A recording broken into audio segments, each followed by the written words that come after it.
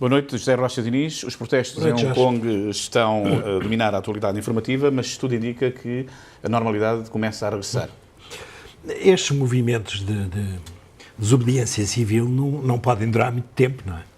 Não podem durar muito tempo porque criam realmente, ou há um objetivo estratégico concreto para defender e para resolver, ou então começam a esvaziar-se porque realmente começa a vir a contramaré, que é uma maré sempre da parte económica, e mais, no caso dos estudantes, dos pais que começam a ver os filhos a não estudar, não é?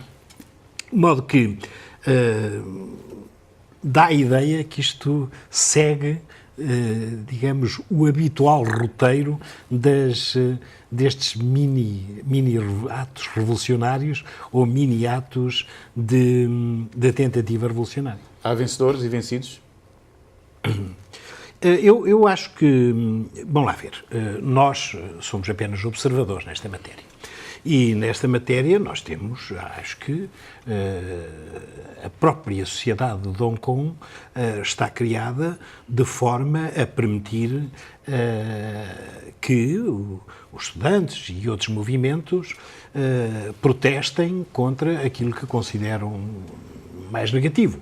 Digamos que houve neste momento um aumento de nível, porque passou-se de uma crítica e de um protesto para as questões concretas da RAEC, da região administrativa de Hong Kong, para uma questão mais global que não se sabe muito bem que tem a ver com o governo de Hong Kong, não é? Que é o problema das eleições.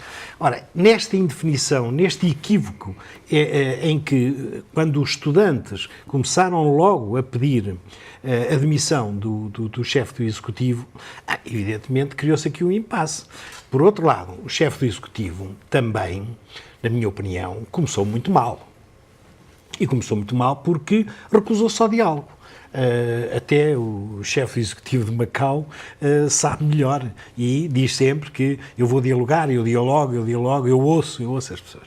Realmente não se pode estar a dizer a um início de uma manifestação que recusa o diálogo, porque quebra todos os caminhos, corta todos os caminhos.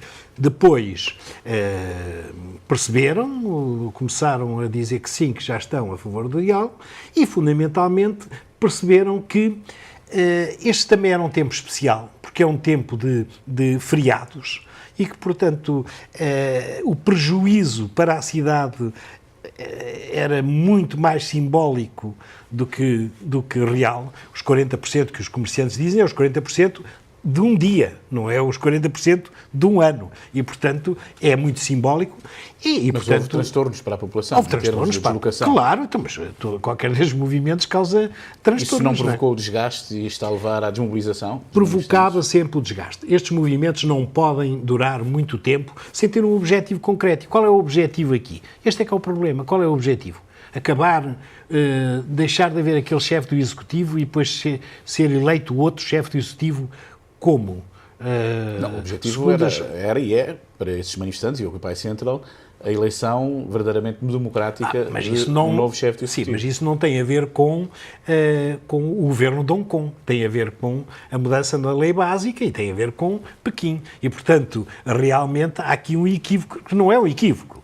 É forçado para criar, como aliás muitos dos manifestantes afirmaram, com gáudio e com vontade, conseguimos despertar a população de Hong Kong. E, portanto, nesse aspecto conseguiram, não é? Conseguiram despertar parte da população de Hong Kong, porque depois há uma maioria enorme, silenciosa, que ainda não se ouviu falar, não é? Não era demasiado jovem a liderança deste protesto? Não, esse é outro problema, porque nem sequer havia liderança, porque todos os diversos movimentos disseram que aqui não queremos líderes e, portanto, isto cada um faz como entender. Bom, uma coisa, apesar de tudo, não pode ter sido tão espontâneo como dizem. E eu digo isto porque teve toda a panóplia destes atos, como a música, como até uma estátua apareceu. Isto é, há aqui alguma preparação, houve alguma preparação, também há uma capacidade de invenção do momento, mas há alguma preparação para que aquela população estivesse ali naquele sítio sem se aborrecer muito, porque não é muito simpático estar aqueles dias todos ali na rua, não é? O movimento Occupy Central, para todos os efeitos, teoricamente começou há 2 anos. Houve tempo para preparação. Sim, mas também aí houve algumas limitações em termos de... Lembras-te de ouvir um dos, porque são vários, um dos mentores dizer que, pronto, agora acabou, mas depois voltou a estar... Pois, não queria estar a dizer o nome. Voltou e depois começa outra vez e depois agora os estudantes devem sair, só nós é que temos. E, portanto, há aqui uma falta de liderança que o Governo certamente percebeu. E o Governo... a certa altura percebeu que realmente não era preciso meter a polícia para resolver o assunto. Porque se metesse a polícia era um caso muito grave, porque realmente a polícia, ao contrário do que as pessoas estão habituadas a dizer, não é? A polícia é para estabelecer a ordem e, portanto, não olham a meios. E, portanto, foi bom que não tivesse havido essa intervenção. O perigo de uma nova Tiananmen? Não.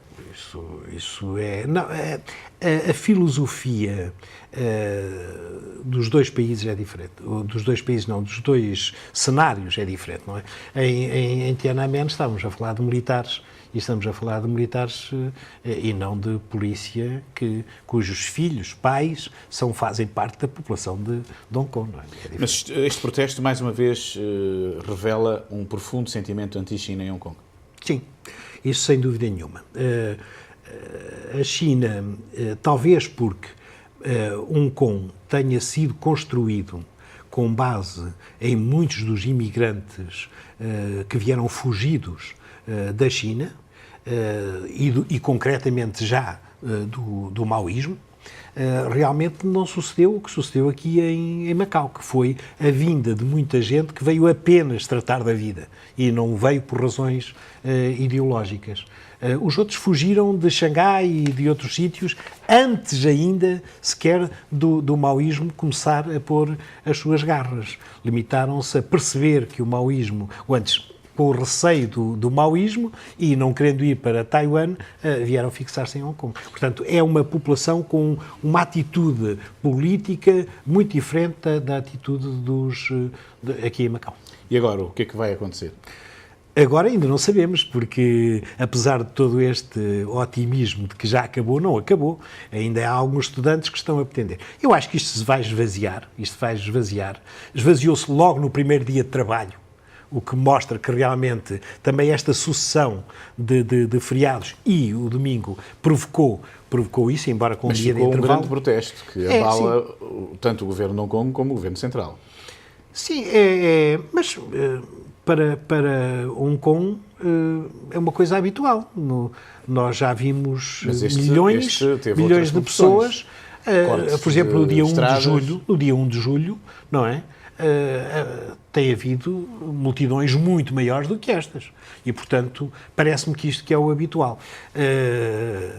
Vamos ver agora como é que isto evolui, mas eu penso que... E esta geração de jovens, que têm 17 ou 16 anos, daqui a uns anos vão voltar certamente a protestar. Mas e vão fazer o quê, Jorge? Vão contra Pequim?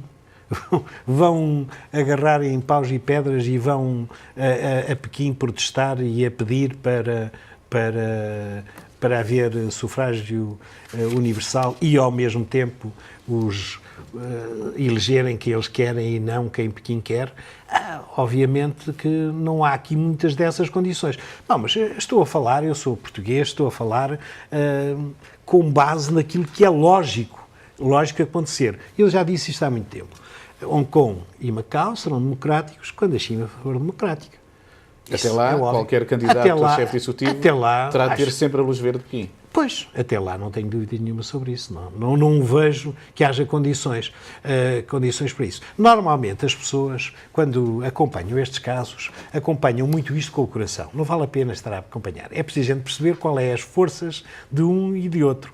E as forças claramente aqui pendem para o lado de Pequim, uma vez que é uma região administrativa especial. Ou são regiões administrativas especiais. No caso de tudo ficar na mesma, como tudo indica, uma grande abstenção significa um não a Pequim.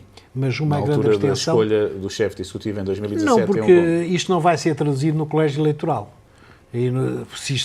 Num sufrágio universal. Bom, mas até isso pode estar em causa, uma vez que, neste momento, a tendência e há 48%, segundo uma das sondagens que eu vi, a requerer que os democratas, no Conselho Legislativo, votem contra, e neste caso será contra a proposta da China, e neste caso será contra o sufrágio universal. Portanto, isto ainda vamos ter que ver como é que esse problema se vai resolver. Não? Agora, Macau, pelo 4º mês consecutivo, as receitas dos casinos continuam a descer. É preocupante? Bom, eu acho que não é preocupante. Isto também subiu tanto, não é? E há tantos meses que andava a subir, que alguma vez tinha que parar. Se calhar até aparecerem novas... Eu, como não jogo, não é? Realmente também não percebo qual é a atração e compreendo que a certa altura quem vai jogar quer é mudar de ambiente e mudar de sorte, se calhar. De maneira que parece-me que não é. Ainda são muito importantes. Muito importantes as verbas envolvidas. Mas também é preciso dizer uma coisa. O que nós até agora vínhamos criticando era o facto do jogo, a indústria do jogo, estar a abafar tudo e qualquer parte do tecido económico de Macau, nomeadamente as pequenas e médias empresas. Agora que o jogo foi abaixo, as pequenas e médias empresas vão protestar. Eu acho que não, as pequenas e médias empresas devem estar muito contentes com isto, especialmente se não for, assim, uma coisa muito grande, porque realmente em Macau há uma monocultura que é a cultura do jogo, não é? Sem dúvida nenhuma. José Rocha Diniz, obrigado pela presença aqui no Telejornal.